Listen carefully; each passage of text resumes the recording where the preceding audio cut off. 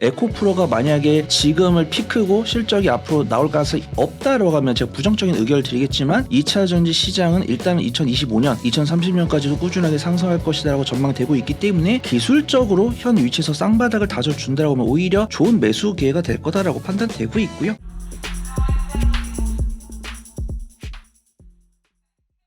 안녕하십니까. 예민수의 경제토크입니다. 오늘은 퍼스트 프라임 리서치 손여로 팀장님과 에코프로 그룹주 얘기를 하겠습니다. 어서 오십시오. 안녕하십니까. 철만은 달리고 싶다라는 말이 있어요. 휴전선에 가면 그죠? 옛날 6.25 때 그 철마가. 네. 에코프로는 달리고 싶습니다. 네. 언제 달릴 수 있을까? 일단 지금 현 상황이 가격 조정이나 이런 걸 어느 정도나 받은 상황인지 팩트 체크부터 할까요? 주가? 네. 네, 확실히 조금 제 개인적인 기대치보다는 조금 조정을 받은 것이 아닌가 그렇게 판단되고 있고요.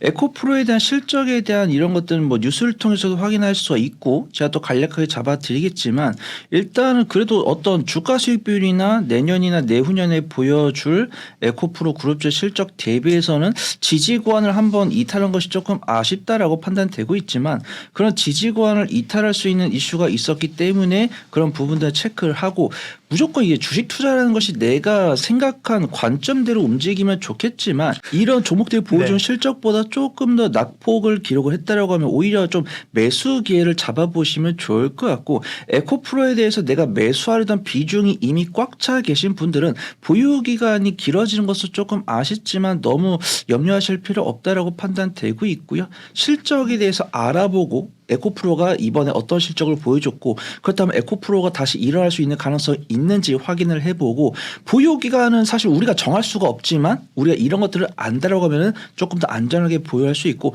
에코프로가 일어날 가능성이 있다라고 하면은 좀 기술적 분석을 통해서 탑픽을 세상 저렴하게 매수를 해보면 좋을 것 같습니다. 세상 저렴. 지금은 어쨌든 가격 조정을 일단락이라고 뭐죠? 어떤 가격 조정이 꽤 있었고 그죠? 네. 기간 조정의 양상이라고 지금 봐야 되는 거잖아요. 네, 그렇습니다. 일단 기간 조정이라고 판단되고 있고요. 네. 실적이 기대치를 하회한 것이 못한 것은 아니거든요. 근데 뭐 그런 것들을 포함해서 대외적 매크로면서 너무 많았기 때문에 이런 부분들 충분히 좀 감안할 수 있다라고 판단되고 있고 어떤 2차 전지나 에코프로에 대한 성장성이 없다라고 하면 제가 매도 의견 드리겠지만 저는 뭐 보유 의견 그다음에 신규 매수를 기다리셨던 분들께는 매수 의견을 드리고 그걸 밑바탕할 수 있는 근거를 좀 말씀드리려고 합니다. 그러면 에코프로나 BM이나 최근에 투자 주체를 보면 누가 좀 사고 누가 판 거예요? 네, 우선은 에코프로나 에코프로 그룹주 제가 지금 이 구독자분들께서 저를 처음 보신 분도 계시겠지만 저 네 번째 출연인데 꾸준하게 에코프로에 대해서 수급 동향을 체크를 해드리고 있는데 저는 개인적으로 굉장히 좀 좋아합니다. 개인 투자분들께서 2차 전지를 많이 매수를 하고 계신 것은 좀 동일한데 좀 개인 투자분들보다는 외국인과 기관의 좀 매수 비중이 조금 늘어났다라고 좀 말씀을 드리고 싶고요.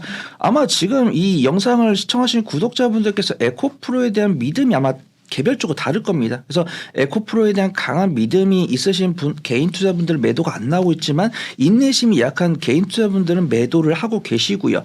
최근에 제가 저번 영상에서 3개월치를 갖고 왔을 때는 외인과 기관의 순 매수세가 확인된다고 했었는데 최근 1개월은 외인의 순 매도가 확인되고 있습니다. 하지만 기관의 순 매수세가 상당히 강하다. 그렇죠. 에코프로 최근 1개월 수급 동향을 보면은 개인이 5조 5천억을 매도를 했습니다. 그다음에 외국인 투자가는 사실 저번 달까지는 매수였는데 이번에는 매도로 돌아섰고요. 근데 매도 금액이 1조 9천억 정도. 그다음에 좀 괄목할 만한 거는 기관이 7조 6천억 이상을 순 매수를 했기 때문에 기관이 사고 있다. 개인 외국인은 매도고 이제 기관 순 매수를 하고 있기 때문에 현 위치가 좀 안전할 가능성이 높다.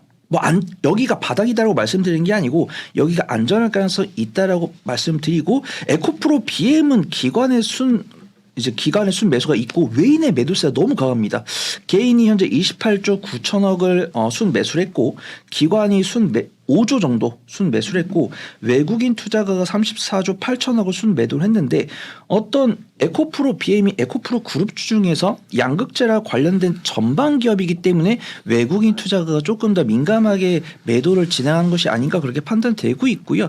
일봉 차트를 보더라도 에코프로는 견조하게 지지를 하는 모습인데 에코프로 BM 같은 경우는 에코프로 에코프로보다 한 번 더 이탈했거든요. 그래서 저는 개인적으로 과매도권이라고 판단되고 있고 에코프로 BM의 실적 이제 에코프로 실적의 거의 7, 80%를 에코프로 BM이 담당을 하고 있기 때문에 제가 예전에도 말씀드렸던 것 같아요. 나는 정말 양극재에 투자를 할 거다. 그럼 에코프로 BM을 집중적으로 보시면 되고 저는 뭐 탑픽을 뒤에서 공개를 드리겠지만 이제 에코프로가 둥글둥글한 자회사들의 지분 가치를 통해서 좀 둥글둥글하게 안전하게 접근할 수 있는 종목이 아닐까 그렇게 말씀드리고요. 뭐 네. 걱정하실 필요는 없을 것 같다. 그렇게 좀 말씀드리도록 하겠습니다. 네. 걱정할 필요는 없다. 지금까지 걱정을 다 해가지고요, 그죠? 네. 그러면 네 이제 3분기 실적 팩트 체크하고요, 그죠? 네.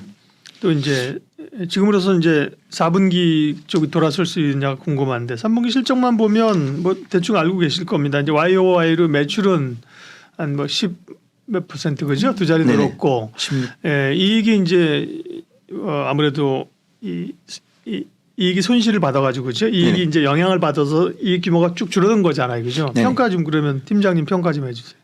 네, 우선 좀 결론부터 말씀드리면 굵은 중기로는 산업 섹터가 그래도 분기 관점을 겪을 수 있는 반도체는 더 큰 사이클을 겪었습니다. 2차 전지도 그런 사이클을 겪는 과정이다라고 판단되고 있고요. 저는 조금 아쉽습니다. 이제 뭐 제가 3분기 컨센서스 갖고 왔고 3분기 실적 발표 가져왔고 2분기에 발표했던 실적과 또 이제 연동되는 것을 말씀드릴 건데 에코프로 3분기 증권사가 거의 10개, 12개가 되는데 에코프로 3분기 실적에 대해서 전망치를 제공한 증권사가 사실 두세 개가 안 됩니다. 네. 그래서 두세 개의 평균치를 냈을 때는 매출은 2조 이상, 영업이익은 1,300억 이상 나올 것이라고 전망이 됐었는데 에코프로가 매출이 이번에 1조 9천억이 나왔고 영업이익은 657억 원이 나오면서 매출은 16.7% 증가했는데 영업이익은 68.9%를 감소를 했고 저는 그래도 투자자라면 유심히 봐야 되는 게 영업이익률이라고 판단되고 있고요. 예전에 컨센서스를 봤을 때 에코프로가 영업이익률 한 8% 9% 나올 것이다라고 이야기가 나왔고 이제 2차 전지 관련해서 이제 구독자분들께서 저명하신 애널리스트 분들 한 두세 분 알고 계실 건데 그분들도 사실 8% 9% 말씀하셨거든요. 이제 네. 이름 말씀드리면 아실 만한 분들이 근데 이제 실적을 까보니까 에코프로는 영업이익률이 3.45% 나왔고 네. 에코프로 BM은 이제 영업이익률 2.54% 나왔는데 여기서 뭐 에코프로 BM에 대해서 실망을 했다라고 말씀하실 분은 에코프로랑 에코프로 BM을 뭐 3개월, 6개월만 보유하려고 매수하신 분은 그렇게 말씀하셔도 되시고 내가 투자자라고 한다면 충분히 그렇게 말씀하셔도 된다. 근데 저는 제가 봤을 때는 우리 한국증권TV를 구독해 주시는 구독자분들은 짧게는 2025년, 길게는 2030년까지 보유를 하시려고 준비를 하신 거다라고 판단되고 있고 그래도 증권사 리포트가 4분기에 대해서 구체적으로 컨센서스는 제공을 하고 있지는 않지만 이런 3분기 실적이 리튬이나 니켈 등 핵심 양극재 소재가 이제 고점 대비해서 70% 하락했기 때문에 이 정도 수치를 보여주는 것은 좀 감안을 해야 된다 그렇게 보고 있고 이제 많은 분들이 이제 영업이익이 어느 정도 나오면 좀 정상 수준이에요? 3분기는 좀 안 좋다고 보고 그러면. 네, 우선 저는 사실 네. 이제 2차 전지가 제조업에 속하기 때문에 뭐 반도체나 완성차 같은 경우는 5에서 6% 나오는데 네. 저도 2차 전지라고 한다면 2025년 전까지는 7에서 8% 그래서 많은 전문가분들께서 8에서 9%를 말할 때 기도를 했습니다. 그렇게 나왔으면 좋겠다. 근데 사실 저는 한 7에서 8% 나와주면 괜찮을 것 같다라고 했는데 저도 사실 실망을 했어요. 3% 2%. 근데 뭐 어차피 제가 뭐 공매도를 기도가 좀 부족하셨던 거 아니에요? 뭐 그럴 수도 있습니다. 공부를 제가 막 IR도 하고 막 공장 내방도 하고 그랬어야 되는데 일단 저도 뭐 어차피 2차 전지 관련 종목들이 하락을 하는 게 가슴이 아픈 사람 중 한 명이기 때문에 이런 악재 좀 기대감을 하였던 이슈는 훌훌 털어버리고 4분기에 좀 강하게 일어났으면 좋겠는데 사실 리튬 가격이 반등을 하지 못했다라고 하면 제가 자신 있게 말씀드리지 못하겠지만 지금 리튬 가격 보신 분들 아시겠지만 거의 8거래를 넘게 상승을 하고 있는 부분 오늘 살짝 음봉 나왔지만 아무래도 긴축에 대한 뭐 대외 매크로 변수가 완화가 되면 재차 우상향하지 않을까 그렇게 판단되고 있고요. 증권사 쪽에서도 양극재나 완성셀 이런 것들은 4분기에 리튬이랑 뭐 니켈 가격 등이 안정을 찾으면은 3분기에 바닥을 확인하고 안정적인 우상향을 보여주지 않을까 이런 전망들이 보여주고 있고 예. 많은 분들이 잊고 계시지만 LG 에너지 솔루션이 호실적을 발표를 했기 때문에 만약에 여기서 더 매크로 변수 악화가 없다라고 하면은 이제 증권사에서 내놓고 있는 리포트대로 좀 컨센서스가 회복되지 않을까 그렇게 좀 판단을 하고 있습니다. 예, 적어도 단기적으로는 적어도 단기적이라고 얘기했습니다. 네. 오버슈팅 된 부분이 있죠, 그죠? 수급이 쏠리면서 그 부분이 이제 해소가 1차적으로 됐고 이제 리튬 가격 하락에 따른 실적 우려가 또 반영된 거잖아요, 그죠? 네. 일정 부분 반영 이제 두 개가 된 거거든요. 네. 그러면 이제 지금 이 시점에서 에코프로 그룹주는 어떤 것들이 투자 포인트, 관전 포인트, 체크 포인트입니까? 네, 우선은 뭐 2차 전지 성장성에 대했을 때 그 이제 JP 모건 이런 데서 이제 2차 전지 시장에 대한 성장 그래프를 그려놓은 게 있는데 이렇게 2020년, 2021년 가파르게 상승하다가 23년, 24년부터는 성장폭이 조금씩 둔화가 되거든요. 그래서 에코프로랑 에코프로 BM을 이 시장의 지수랑 대조를 해보면 사실 올해 중순에는 약간 그 성장 그래프 위쪽으로 올라왔었습니다. 그 다음에 사실 제가 만약에 이런 주가가 시장의 기대치랑 부합을 하면 사실 90만 원과 100만 원을 이탈하면 안 되는데 90만 원을 이탈했기 때문에 저는 과매도권에 있다 그렇게 보고 있고요.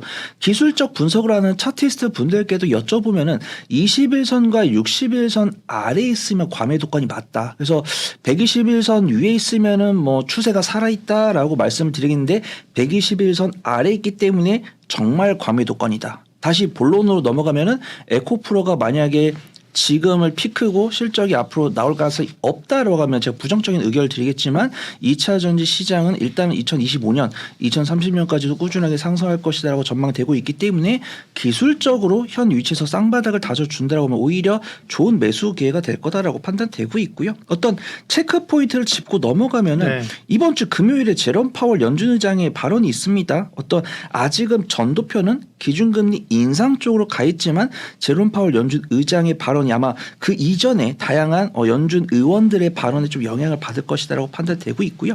최근에 이제 패트릭 카커 필라델피아 연은 총재가 경제 금리 동결도 될 것 같다라는 말씀을 하셨고 점도표도 점점 가운데로 오고 있기 때문에 이 부분 좀 유심 체크를 해보시면 좋을 것 같고요. 오늘 밤 10월 18일 오늘 밤에 테슬라 실적이 발표가 돼 있는데 부정적인 뉴스가 많이 나옵니다. 중국에서 점유율이 떨어지고 있고 올해 목표로 한 생산치를 맞추기 위해서 4분기에 좀 많이 팔아야 된다. 거의 48만 대 정도. 48만 대를 판매하기 위해서는 조금 더 판매가 하락이 불가피할 것 같다. 이런 뷰가 나오고 있는데 많은 분들이 테슬라 실적 그렇게 우려할 수준 아니다라고 보고 있더라고요. 그래서 테슬라 실적 발표에 따라서 2차 전지 업황에 대한 기대감 이런 것들이 좀 나올 것이다라고 판단되고 있고요. 2차 전지 관련해서 뉴스가 좋은 게 나왔습니다. K배터리 수주 잔고가 2,000조를 향해 뛴다라는 뉴스가 나오는데 세부적으로 보니까 LG 에너지 솔루션이 도요타로부터 이제 납품 계약을 맺었다는 뉴스인데 도요타라고 하면 많은 분들이 전기차 관련해서 굉장히 그 품질이 좋고 좀 눈이 높다라고 할까요? 도도하다? 이런 많은 평가를 하시는 분들 계시는데 도요타가 LG 에너지 솔루션의 납품 계약을 요청한 것을 봤을 때는 LG 에너지 솔루션의 그 품질이 좋구나. 인정을 받았다. 이렇게 좀 평가를 할 수가 있고요. 공매도가 많은 것은 조금 오히려 신규 매수자분들께 좀 도움이 될 거다라고 판단되고 있고 지금 저는 개인 투자분들이 2차 전지에 대한 매수 여력이 얼마나 있을지는 조금 검토를 해봐야겠습니다. 주변에 에코프로에 대한 관심도나 투심이 깎인 것은 맞지만 지금 공매도가 많이 발생했다는 것을 안다라고 하면은 쇼커버링에 대한 가능성, 쇼커버링이 언젠간 일어나지 않을까 이런 부분들 좀 체크를 해볼 수가 있고요. 에코프로가 어떤 좀 투자분들께 기대감을 줄 수 있는 뉴스를 줬습니다. 배터리 재활용을 이제 전기차로 확대를 하겠다고 했는데 보통 이제 에코프로가 아닌 다른 기업이라고 한다면 그러면은 이 기업이 이 폐배터리 재활용 산업을 위해서 어떤 다른 기업에 지분을 투자하거나 아니면은 새로운 합작법을 설립해서 더 성장 동력을 삼겠다 이런 포인트로 잡을 수 있겠지만 에코프로 같은 경우는 에코프로 CNG가 폐배터리 사업을 영위를 하고 있거든요. 그래서 에코프로 CNG의 몸값 그런 것들이 이제 에코프로 CNG가 실적이 나와준다고 하면은 에코프로에 대한 재평가 이루어질 것이고 그런 것들이 좀 수급 개선으로 나올 수 있을 것 같다고 판단되고 있고요.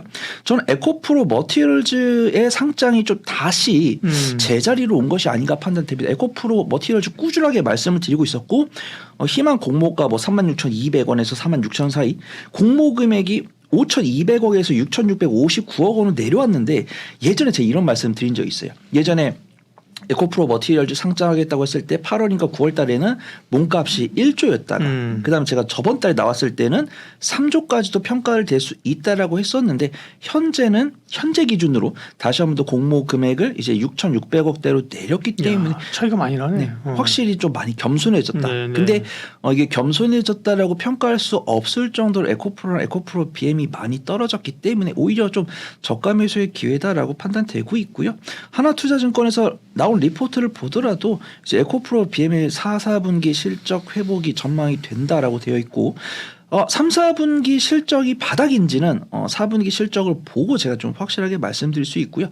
한 가지 좀 중요한 부분은 두산 로보틱스가 청약이 완료가 되고 두산 로보틱스 상장을 했는데 두산 로보틱스 청약에 참여했던 자금들이 아직 시장에 안 들어왔습니다. 그래서 제가 지금 이렇게 말씀드리고 편집본이 한 2, 3일 뒤에 올라왔을 때 네. 에코프로를 지금 사자라는 게 아니고 에코프로를 사신 분들은 좀 보유 기간이 길어지지만 에코프로 머티리얼즈의 몸값이 확장됐을 때 기다려 보시면 좋을 것 같고 에코프로에 대한 신규 매수를 언제 상장해요? 머티리얼즈는?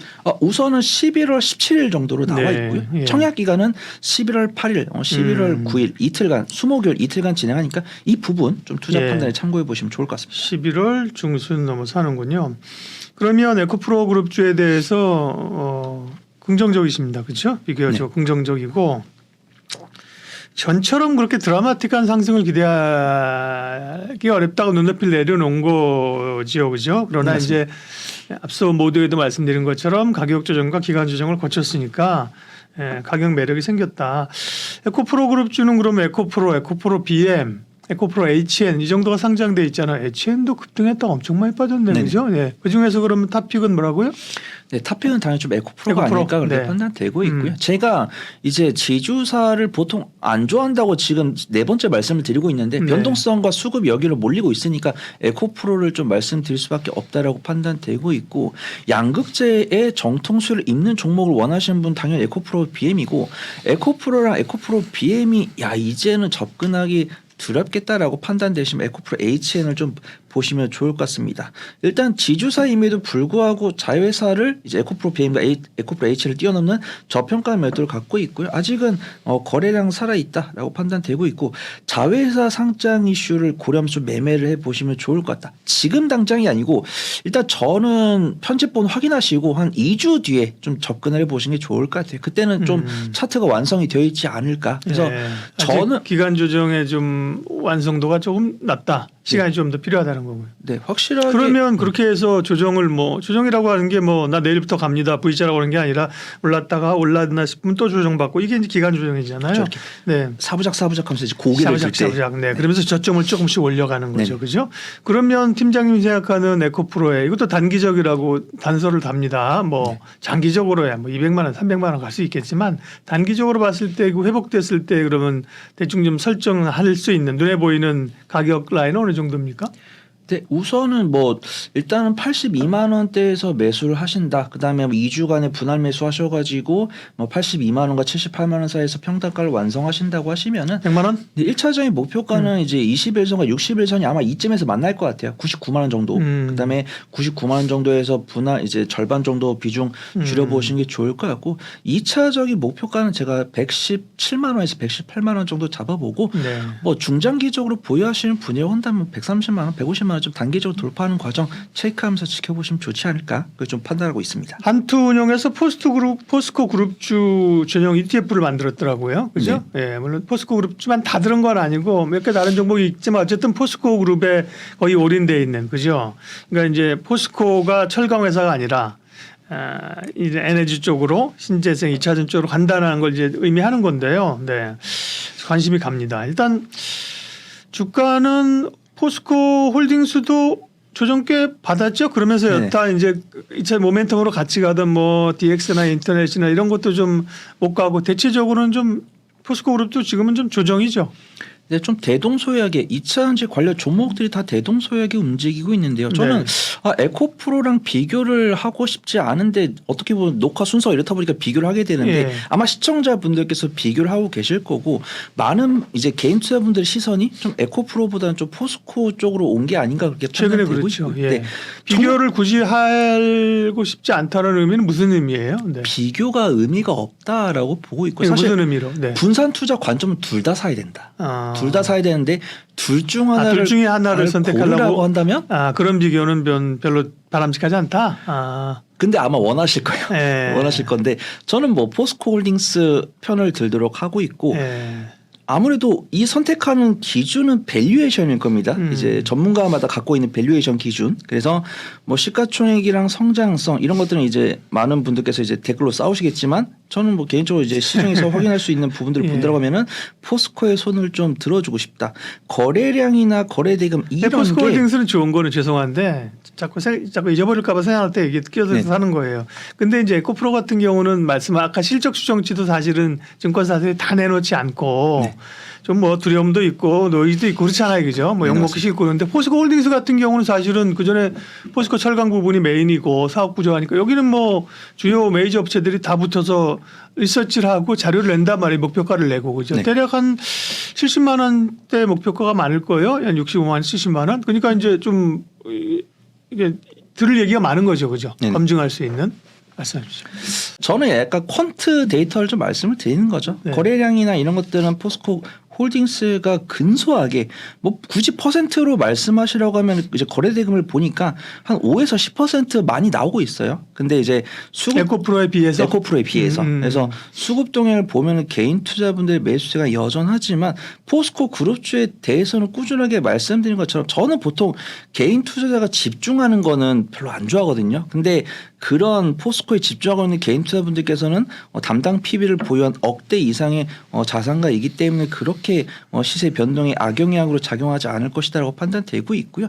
제가 포스코홀딩스도 공매도를 비교를 해왔습니다. 에코프로 같은 경우는 공매도가 약 3에서 5% 많이 나온 날은 9% 정도 나오더라고요. 그다음에 에코프로 BM은 15에서 30% 조금 많이 나오죠. 그다음에 포스코 홀딩스 같은 경우는 8에서 25%, 포스코 퓨처엠 공매도는 10에서 27%처럼 균일하게 확실히 지주사랑 대기업들은 공매도가 좀 덜 나오고 일간 변동성이 작다. 그지만 실제 현업을 영위하고 있는 기업들은 일간 변동성이 크고 공매도도 많이 나오고 지주사는 2차 지지권을 지지해 주는 모습 보여주고 있지만 현업을 영위하고 있는 기업들은 2차 지지권을 이탈해서 3차 지지권까지 이제 지지 확인을 하고 있다. 이런 말씀 드리겠지만 사실 의미가 없는 얘기다. 2차 전지에 대해서 그냥 뭐 스윙 관점으로 뭐 3개월, 6개월 잡고 접근하신 분이라고 하면 제가 말씀드리는 부분을 이제 매매에 투자 대응 전략이 녹여야겠지만 뭐 1년, 3년, 5년 갖고 계실 분들은 그렇구나 어디 한번 팔아봐라 뭐 개인 투자분들 팔아봐라 난 더 사겠다 이런 마인드 갖고 계신 분들은 우려하실 필요 없다라고 판단되고 있고요. 수급이 에코프로랑 그룹장 다릅니다. 포스코는 확실하게 개인 투자분들 위주로 접근을 하고 계시고요. 개인 투자자가 포스코홀딩스 같은 경우는 76조 원을 순매수를 했고 외국인과 기관은 양매도를 했고요. 포스코 퓨처엠은 개인 투자분들이 18조, 그다음에 외인과 기관이 11조, 7조 순매도를 진행했습니다. 그래서 에코프로 같은 경우는 개인 투자분들의 매도세가 나오고 있는데 기관이 받고 있고 네. 포스코 그룹주는 여전히 개인 투자분들이 접근을 하고 있는데 에코프로에서 나온 자금이 포스코로 들어가는 그렇죠. 건지 아니면은 담당 PB를 보유하고 있는 억대 자산가 분들께서 지속적으로 순매수를 하고 있는 건지는 지켜봐야겠지만 뭐 포스코홀딩스나 포스코 네. 퓨처 주가 추이가 막 급락하고 그러지 않으니까 너무 염려하실 필요는 없으실 것 같다. 어쨌든 개인 투자자들이 에코프로에만 올인했었다면 지금은 이제 에코프로 가지고 계신 분도 가지고 계시고 있겠지만 상당 부분이 또 포스코 홀딩스를 지금 샀기 때문에 그래서 포스코 홀딩스 잘 돼야 됩니다. 그죠? 무너지면 안 됩니다. 예. 개인 투자자들이 수익 좀 내야죠. 그죠? 실적 부분은 어떻습니까? 이제 에코프로 그룹은 이제 지난번에 잠정 실적인 거죠. 실적 발표한 포스코 그룹주는 아직 실적 발표 안 했죠. 아직 실적 네. 발표를 안 했고요. 이제 전망치가 다양하게 나오고 네. 있습니다. 전 평균치를 보면은 9월 달에 나왔던 뭐 확실히 에코프로만큼이나 변동성은 크진 않지만 변동성은 있더라고요. 예. 포스코홀딩스에 대해서는 9월에는 영업이익이 9% 감소할 것으로 전망이 되고 있지만 리튬 생산에 따른 실적 반영은 4분기나 내년 상분기부터 좀 진행이 될 것이다. 그런 리포트가 많이 나오고 있고요. 일단은 3분기 매출액은 전년 동기 대비해서 6% 감소한 19조 9,540억 원.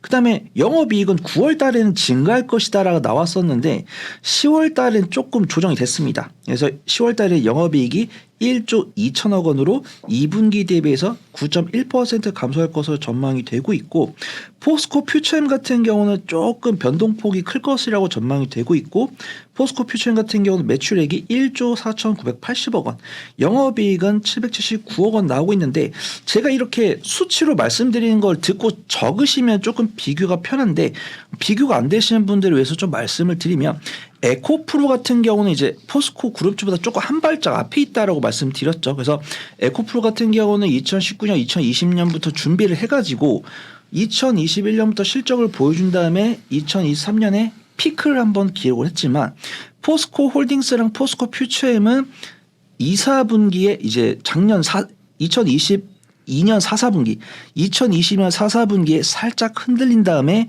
1분기부터 지금 3분기까지 매출액은 점진적으로 증가를 하고 있고 영업이익은 2분기에 증가했다가 3분기에 주춤하는 모습을 보여주고 있는데 그 주춤하는 폭이 에코프로 그룹주보다는 덜하다. 그래서 그런 부분들이 좀 긍정적으로 보고 있고 에코프로와 마찬가지로 이제 포스코 퓨처엠이랑 포스코 그룹주, 포스코 퓨처엠도 이제 리튬 가격의 반등에 따라서 그런 것들이 좀 실적이 개선될 것이다라고 전망이 되고 있는데 제가 이렇게 포스코 편을 들면 좀 댓글로 욕이 달리지 않을까 그렇게 왜요? 좀 우려가 되고 있는데 포스코 편들 뭐 에코프로 나쁘다는 게 아니라 포스코 좋다고 그쵸. 하는데 상대적으로 좋다.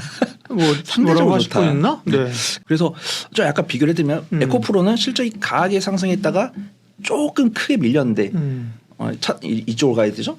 근데 포스코 그룹주는 먼저 출렁한 다음에 우상향을 하고 있다. 그래서 상대적으로 저는 어떤 컨센서스 간의 오차가 적은 것도 있고 어쩌 좀 내실이 제가 눈으로 본 거는 포스코 그룹주가 탄탄해 보인다. 그래서 말씀을 드려보도록 하겠습니다. 네. 에코프로가 절대 부실하다는 얘기 아닙니다. 네네 그러니까요.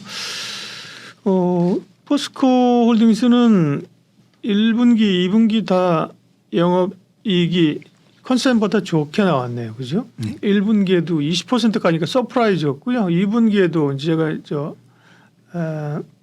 HTS에서 YCFM 보는 거예요. 2분기도 한 7% 정도 서프라이즈가 나왔거든요. 네.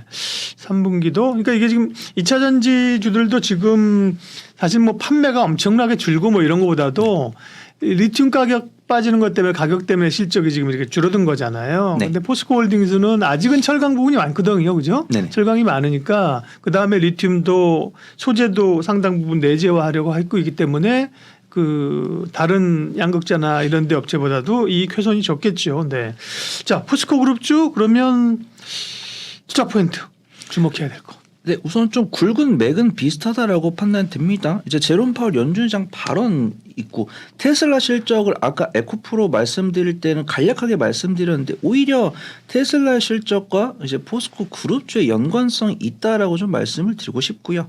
일단은 테슬라의 실적 발표 좀 유심히 지켜보셔야 될 것 같고 그다음에 포스코 홀딩스가 2차 전지에 대한 소재 사업을 이제 이게 왜 테슬라랑 관련이 있냐라고 하면은 이게 LG 에너지 솔루션이 테슬라랑 연관성이 있고 테슬라가 우리나라 완성셀 기업들에게 소홀히 하는 게 아쉽지만 그래도 테슬라의 실적이 우리가 2차 전지 관련 종목들을 볼 때 중요하다라고 판단되고 있고요.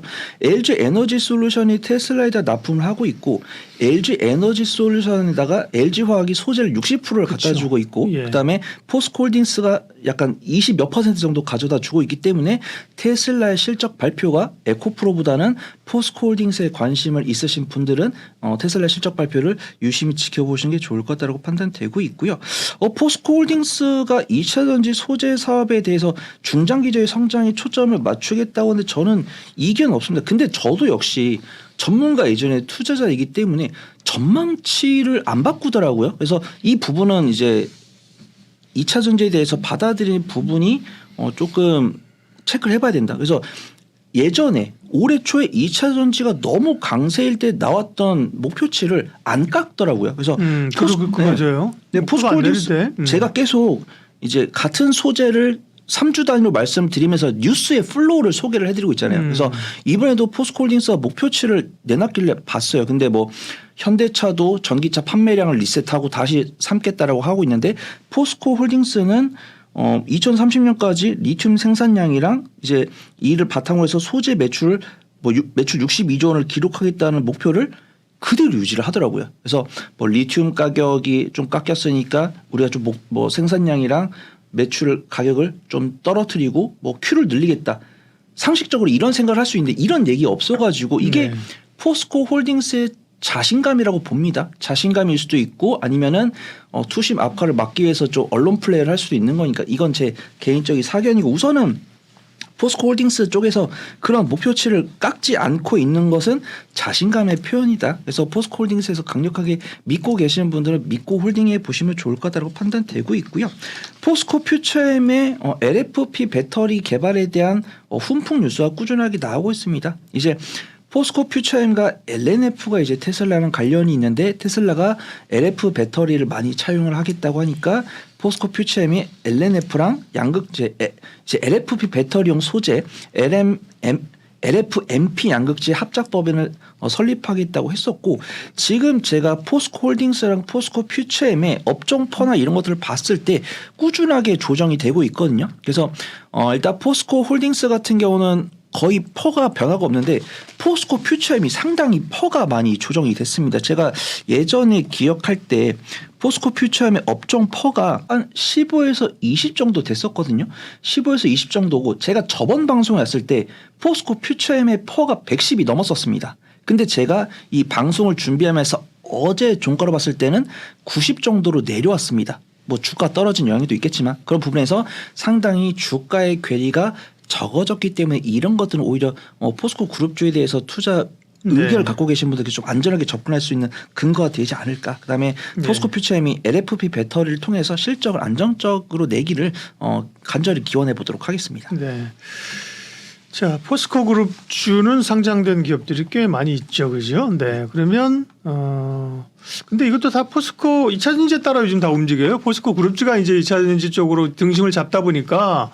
포스코 인터내셔널도 그렇고 뭐 DX도 그렇고 이렇게 같이 연동되는 흐름인데 포스코 그룹주 가운데는 그러면 탑픽이 뭡니까, 팀장님? 네, 확실하게 저번에 포스코 스틸리온이랑 포스코 DX 이런 종목들도 말씀을 드렸었는데 최근에 2차 전지 하면 좀 리튬 관련 종목들이 단기적인 변동성을 보여준 이력이 있기 때문에 리튬 관련주 좀 유심히 지켜보시면 좋을 것 같다고 판단되고 있고요. 실질적으로 포스코 그룹주에서 리튬 사업은 포스코 홀딩스에 녹아 있기 때문에 실질적으로 포스코 엠텍이 이제 리튬 관련 수혜를 입는 것은 아니지만 포스코 그룹주 중에서 리튬 관련 수혜를 입는 종목으로 좀 단기적인 수익을 가져가고 싶다라고 하시는 분들은 포스코 엠텍을 좀 유심히 지켜보시면 좋을 것 같고요. 포스코 엠텍 같은 경우는 포스코 그룹의 철강 제품의 포장 유통업을 영위를 하고 있는데 포스코에서 취득한 광산의 운영권을 갖고 있기 때문에 리튬 관련 종목으로 부각이 되고 있습니다. 우선 뭐 기술적 위치 괜찮다라고 판단되고 있고요.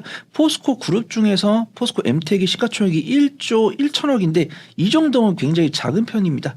리튬 관련 종목들 중에서 시가총액이 굉장히 가벼운 종목들 많은데 그런 종목들 변동성이 너무 크기 때문에 매매 자신 없는 분들 좀 매매하기 어렵다라고 판단되고 있고 내가 좀 포스코 그룹 좀 매매하고 싶은데 리튬이 많이 움직인다네. 근데 나는 그런 좀 내가 잘 모르는 종목보다는 포스코의 속해 있으면서 안정적으로 수익을 가져갈 수 있는 종목을 원하시는 분야나 포스코 엔텍을 좀 유심히 지켜보시면 좋을 것 같고요.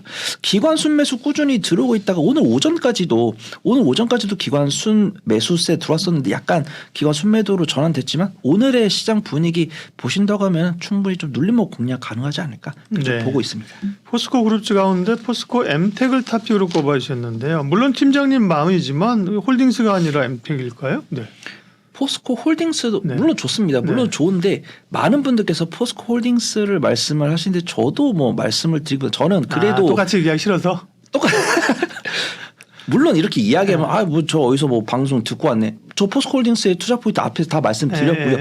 포스코 그룹주 중에서 좀 단기적으로 예. 그래도 하루 만에 10에서 15% 수익을 가져가실 수 좀 있는 더 탄력 있게 갈 수 있는 좀 더 탄력은 포스코 네. 엠텍이 있지 않을까 이렇게 좀 판단하고 있습니다. 알겠습니다. 리튬 관련 다른 소재주까지 이 관심에 끈이 가지 않았는데 리튬 관련주가 이제 굉장히 강하게 그죠? 네. 확 치고 올라왔습니다. 예. 그 이유는 일단 역시나 리튬 가격의 반등 때문이다.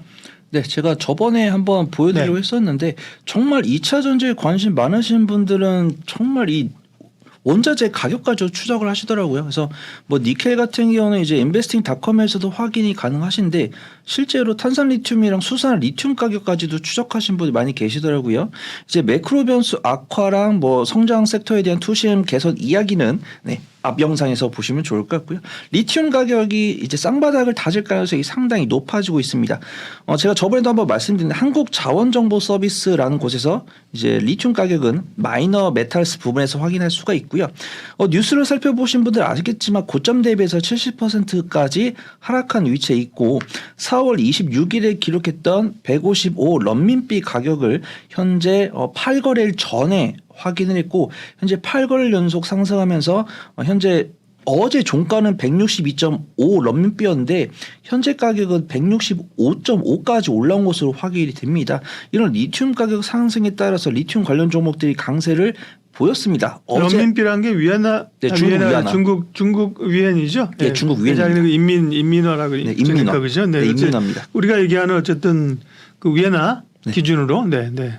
그래서 그런 부분에서 2차 전지 관련해서 사실 많은 분들이 리튬 관련 종목을 언제 살까 고민하실 때 리튬 관련의 그 매수 타점이 되는 건 리튬 가격이거든요. 그래서 많은 분들이 언제 리튬 가격이 반등하나 이런 부분만 목이 빠지게 지켜보셨을 텐데 리튬 가격이 8거래일 연속 상승을 하고 있고 기술적으로 쌍바닥이기 때문에 현 위치를 지지할 가능성이 높다라고 보고 있고요.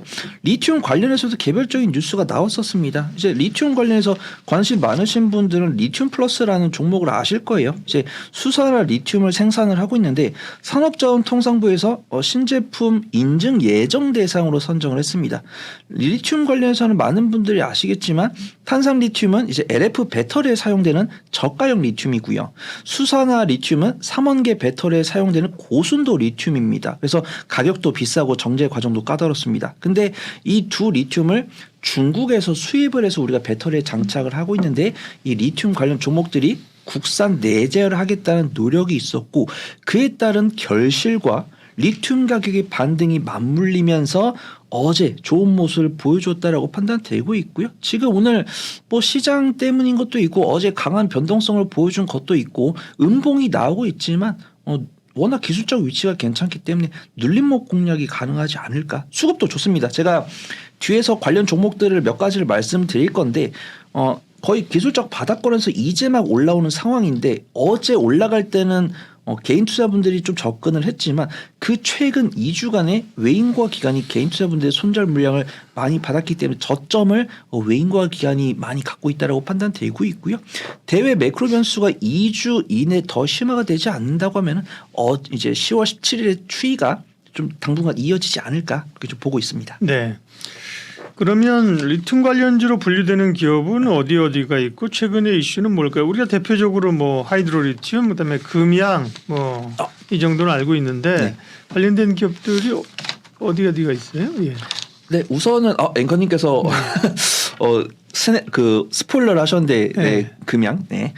그다음에 일단 저는 변동성 순으로 좀 정리를 했거든요. 예, 예. 그래서 제가 이거를 말씀을 드리는 거는 이런 종목이 있고 이런 연관성으로 움직이는구나. 좀 공부 차원에서 해보시면 좋겠고 매매는 적극적으로 권해드리기 어려울 것 같습니다. 저도 변동성이 유니버스라는 걸 갖추고 있고 투자 네. 원칙이라는 게 있기 때문에 단순 기대감만으로는 어떤 종목을 권해드리지 않기 때문에 나는 매매 자신 있고 좀 변동성 큰 종목이 좋아라고 하시면 제가 말씀드린 종목을 관심 있게 보시면 좋을 것 같고 네. 정말 나는 매매 자신 없는데 실질적인 수혜를 가져갈 수 있는 종목을 원한다라고 하시면 네. 영상 끝까지 지켜봐 손여로 주시면 좋을 것 같습니다. 팀장님 썸네일에다가 나 유니버스 있는 사람이야 이거 하나 만들어 주세요. 네, 그래서요. 네. 네, 그래서 첫 번째로 이제 박사님께서 말씀해 주신 하이드로 리튬인데 예전 사명이 코리아 S이고요. 뭐 예전에 매매 좀 단기 트레이딩 해보셨던 분들 아실 겁니다. 토목자재 부품 제조 및 판매, 연구 개발을 영위를 하고 있기 때문에 태풍, 폐기물 처리 관련주로 부각이 됐습니다. 근데 작년 10월에 리튬 플러스에 인수가 됐습니다. 하이드로 리튬이 리튬 플러스를 인수한 게 아니고 리튬 플러스라는 비상장 기업, 그다음에 리튬 플러스의 최대 주주는 사모펀드입니다. 그래서 사모펀드가 최대 주주인 리튬 플러스가 하이드로 리튬의 지분을 18%를 보유하면서 최대 주주로 등극을 했고 어떤 산업을 하고 있진 않아요. 근데 리튬 플러스가 하이드로 리튬을 통해서 2차 전지 소재 제조 판매 사업을 사업 목적에 추가를 했기 때문에 관련주로 부각이 되어 있다. 그 좀 말씀을 드리고요. 그다음 두 번째로는 리튬 포어스입니다. 그 전에 어반 리튬이었고 예. 그 이전에는 WI라는 종목이었습니다. 그래서 반도체 검사 장비 등 개발 제조 사업을 영위를 하고 있는데 리튬 포어스로 사명을 변경했고 2차 전지 소재 제조 및 판매업을 사업 목적에 추가를 했습니다. 그래서 자세히 이제 조직도를 그려야 되는 게 리튬 플러스가 수소나 리튬 관련 사업을 관장을 하고요. 그다음에 시제품을 생산하고 이제 리튬 플러스가 만든 수사 리튬을 산업자원통상부가 인정을 했기 때문에 이제 리튬 관련주가 부각이 된 거고 하이드로 리튬이 새만금 지구에 리튬 생산 공장을 증설하기 위해서 토지 매입을 했는데 리튬 포스가 탄산 리튬을 공급받기로 했고 그다음에 이 리튬 포스가 탄산 리튬을 이제 하이드로 리튬에다 제공을 해가지고 하이드로 리튬은 리튬 플러스가 만든 이제 시제품을 기준으로 만드는. 근데 여기서 제가 이렇게 말씀드린 게 구체화된 게 딱 두 가지입니다. 리튬 플러스가 수산 리튬 시제품을 만든 거 하나. 그다음에 하이드로 리튬의 자금을 써서 새만금 지구에 리튬 생산 공장 증설을 위해서 토지 매입을 했다는 부분. 여기까지만 말씀드렸는데 이러한 기대감만으로도 어제 상한가에 간 종목들이 많기 때문에 이건 트레이딩 관점으로 접근을 해보시면 좋을 것 같고요. 그다음에 그나마 제 토픽은 따로 있지만 유심히 지켜보실 거는 미래 나노텍이랑 좀 강원 에너지를 좀 말씀을 드릴 건데 미래 나노텍은 이제 원래는 LCD용 광학 필름 및 제기 반사 필름의 생산 판매업을 영위를 하고 있는데 2차 전지 소재 사업을 영위하는 미래 첨단 소재를 인수하면서 리튬 관련 종목으로 분류가 되어 있고요. 미래 첨단 소재는 예전에 JNK라는 기업이었고 대구의 소재지를 영위를 하고 있는데 이 JNK가 대구광역시랑 MOU를 체결하면서 2차 전지 소재 사업을 진행하겠다고 발표한 가운데 근데 사실은 이건 인수 이유니까 이제 미래첨단 소재가 JNK 시절에 2차 전지 소재 사업을 영위를 하겠다는 발표를 했고 이제 든든한 투자처 미래 나노텍이 2차 전지 소재 사업을 진행을 하고 싶었는데 JNK라는 기업이 기술력이 있고 JNK 입장에서도 미래 나노텍이 그래도 본업을 통해서 실적을 내고 있는 기업이다 보니까 이제 윈윈을 하기 위해서 손을 잡았다라고 보시면 좋고 이제 JNK에서 이제 미래 첨단 소재로 사명을 바꿨고 23년 6월에 미래 첨단 소재가 제2공장 준공식 이제 착공식이 아닙니다. 준공식을 개최를 했기 때문에 신빙성 있는 기업이다. 이렇게 좀 보시면 좋을 것 같고 강원 에너지가 뭐 토픽은 아니지만 그래도 네. 제가 제가 말씀드린 종목 중에서 제일 신빙성이 있는 기업이다라고 판단되는 거는 산업용 설비, 화공 설비, 발전 플랜트 설비를 설계 제작하는 전력 설비 관련주고 블랙아웃 뉴스 나왔을 때 강한 변동성 보여줬고 원전 강세 시에도 강세를 보이는 이력이 있는데 실적은 연간 실적 기준으로 안전하게 흑자율을 기록을 하고 있습니다. 그다음에 역시 자회사 강원 이솔루션을 보유하고 있는데 강원 이솔루션도 2차전지 소재 사업을 진행을 하겠다고 했고 강원 에너지에 편입이 되면서 강원 이솔루션으로 사명을 변경한 기업인데 강원 에너지는 2차전지 소재 생산에 필요한 건조기, 쿨러, 탈철기 등을 제조를 납품을 하고 있는데 실체가 있습니다. 코스모 신소재랑 계약을 공급을 하고 있고 올해 4월에도 탈철기 계약을 했고 올해 9월에도 탈철기 계약을 했기 때문에 정말 제가 앞서 설명드린 관련 종목들 중에서 제일 안전한 종목은 강원 에너지가 아닐까 그렇게 판단되고 있고 저는 사실 여기서 끝내려고 했습니다. 근데 네. 이제 끝낼 구독자분들이 수가 없지. 나와야 될 종목이 왜 안 나오지?라고 생각하실 텐데 그게 탑픽입니다. 네. 네. 그럼 탑픽 얘기하기 전에 리튬 관련주는 그럼 앞으로 주목해야 될 거는 어쨌든 리튬 가격이에요? 리튬 가격은 이제 척도가 될 수 있다라고 판단되고 있고요. 나의 매매 실력에 따라서 이 리튬 관련 섹터를 성장 섹터로 볼지 테마 섹터로 볼지 결정을 해보시면 좋을 것 같고요. 나는 만약에 리튬 관련 종목으로 그냥 2주 한 달만 매매할 거다. 그러시면 이제 그냥 테마 쪽으로 테마 관점을 지켜보시면 좋을 거예요. 왜냐하면 실적이 나오려면은 한 2024년 중반 이후로 실적이 나오지 않을까 그렇게 판단하고 있고 만약에 6개월 1년 보유하신다고 하면은 저는 지금 좀 말려드리고 싶어요. 저는 적어도 성장 섹터로 보려면 실적이 나와야 된다 그렇게 좀 보고 있고 만약에 성장 섹터로 접근하고 싶다라고 하시면 제가 후반부에 소개드렸던 그 종목들 위주로 네.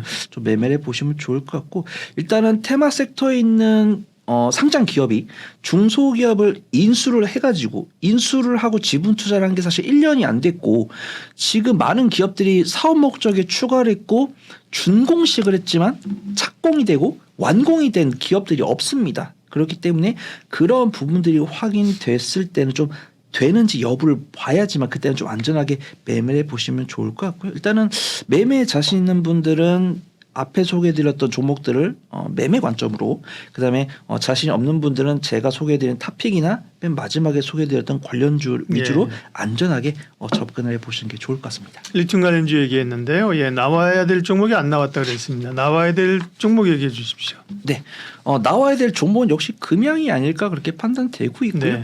만약에 정말 실적이 나오는 종목들을 원하신다고 하면 뭐 에코프로나 포스코나 코스모 그룹주에서 리튬, 양극재 사업을 진행하는 종목을 매매를 해보시는 게 좋을 것 같은데 나는 그래도 이제 주식 투자하시는 분들이 좀 색다르거나 아니면 개별적으로 이 섹터에서 대장급으로 좀 단기적인 수익을 원하시는 분들이 계실까봐 금양을 좀 소개를 드리고 싶고요. 금양도 아직 2차전지 그 리튬 관련해서 매출이 나오고 있지 않지만 그나마 다른 기업들 대비해서 사업을 진행하겠다고 한 발표 부분이나 이 사업을 유지하기 위해서 진행한 부분이 상대적으로 구체적이기 때문에 그나마 좀 믿고 투자할 수 있는 종목 중에서 혹시라도 그런 관련 수혜가 있는다고 하면 좀 단기적인 변동성을 보이지 않을까 그렇게 판단되고 있고요. 금양 같은 경우는 이제 주가가 많이 올랐습니다. 주가가 오르면서 주요 경영진 분들이 좀 지분을 매각을 했는데 이 매각 자금으로 리튬 광산에 지분을 취득을 하고 있습니다. 콩고 리튬 개발사 같은 경우 지분 50%를 취득을 했고요. 몽골 광산 회사인 몽라이 지분은 이제 60% 인수를 진행했고 내년 초부터 현지에서 리튬을 채굴할 것으로 발표를 했고요. 그다음에 제3자 유증 형식으로 양극재 소재 기업인 SM랩 인수 마무리 이 부분은 마무리가 된 부분이고요. 그다음에 부산 기장에다가 양극재에 필요한 리튬 가공 공장을 건설하겠다고 발표를 했습니다. 그래서 일단은 금양 쪽에서는 착공식 일정을 10월 말에서 11월 초를 이야기를 했는데 이 부분이 만약에 조금 지연된다라고 하면은 금양을 좀 테마주로 봐야 되지 않을까 그렇게 판단되고 있는데 저는 금양은 믿고 있고 아마 많은 투자분들께서 믿고 계시지 않을까 그렇게 판단되고 있고요. 사실 금양을 말씀드리면서 나올 수 있는 부분이 그 나라에서 이렇게 막 정치적인 부분으로 승인권을 안 주면 어떡하냐? 만약에 그게 확인이 되면은 금양을 관심 종목에서 지우시면 되는데 제가 그동안 금양이 걸어왔던 길을 본다라고 하면은 그럴 가능성은 좀 희박하다 그렇게 보고 있고요. 그다음 11월에 MSCI 편입 기대감이 있는데 이 부분에 대해서 좀 외국인 투자가들의 기대감을 좀 삼아볼 수 있다라고 판단되고 있고 아직 뭐 금양에 대해서 외국인 투자가들이 뚜렷하게 접근하고 있는 부분들은 없지만 기관 매수세가 좋습니다. 그래서 금양을 제가 지금 사가지고 내일 수익 보자 이런 관점이 아니고 그나마 리튬 관련 종목들 중에서 믿을 수 있는 종목 그다음에 리튬 사업을 진행한다고 했을 때 가장 가시화된 성적을 볼 수 있는 종목이 있는데 이 성장성에다가 조금 태클 걸 수 있는 리스크 부분이 있으니까 이 부분을 투자하실 때 참고하시고 모아 가신다고 하면은 리튬 중에서는 가장 안전하게 수익 청산할 수 있는 종목이 아닐까 그 좀 소개를 드려보고 싶습니다. 기술적으로 가격을 좀 기술적 분석을 좀 해주시면 금양. 네, 우선은 좀 기술적으로 봤을 때는 좀 여기 지지 구간이 형성이 되어 있다라고 판단되고 있는데 분할 매수에서 매수가 많이 낮추면 낮출수록 좋다라고 판단되고 있고요. 저는 뭐 한 11만 6천 원에서 11만 원까지 11만 6천에서 11만 원까지 분할 매수하신 다음에 1차적인 목표가로는 한 13만 1천 원 정도 그다음에 2차 목표가는 15만 원에서 15만 5천 원 정도 잡고 만 2주 뒤에 매크로 변수가 추가적으로 안 나오고 만 2차전지 관련 종목들이 좋은 모습 보여준다고 하면 뭐 15만 원 이상 15만 2천 원 이상 돌파할 수 있지 않을까 그렇게 좀 개인적으로 보고 있습니다. 네. 리튬 관련주 그리고 탑픽은 금양이었습니다. 퍼스트 프라임 리서치 손여로 팀장님 함께했습니다. 댓글 화이팅. 맞습니다. 댓글에 힘을 주십시오, 여러분. 댓글 화이팅입니다. 네.